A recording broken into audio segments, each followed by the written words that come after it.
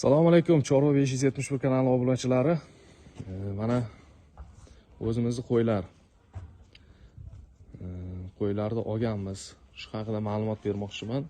Qiziquvchilar bo'lsa, qo'yga qiziqadiganlar bo'lsa, bularni kecha bozordan kelganlari ham bor, oldin olganlarimiz ham bor.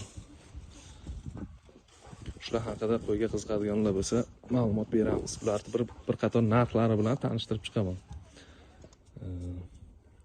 Bu qo'yimiz bolasi erkak. 2 kun bo'ldi bozordan olib kelganimizga, 5 millionga oldik. Buni bolasi. Bu qo'yimiz 1 yil oldin ikkita bolasi bilan olganmiz. 3 million 500 ming so'mga olganmiz. Va hozir 3 ta egiz tug'ib berdi mana shu qo'yimiz.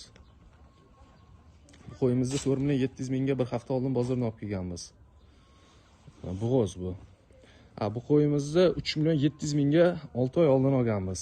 Sariq qo'yimizni. Ikkita egizak bola tug'ib berdi bu qo'yimiz. Yana qaysi? Mana bu qo'yimiz, ko'k qo'yimiz.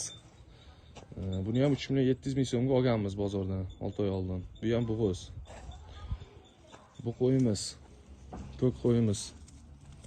1 yil oldin olganmiz 3,5 millionga. Bu ham tug'ib berdi, bitta yakka bola. Bu qo'yimiz ham xuddi shunday. 3,5 million so'mga olganmiz 1 yil oldin. Bu ham tug'ib berdi. Bu bolasi bilan kelgan mana shu qo'yimiz. Bu qo'yimiz ham shunday 4 millionga yaqinga olganmiz 6 oy oldin. Egiz bola tug'ib berdi. Yakka o'zini olgandik. Ikkita egiz bola tug'di. Hozir sal oyog'i og'rib qopti. Doktorimiz muolajalarini qildi. Xudo xolasa yaxshi bo'lib ketadi.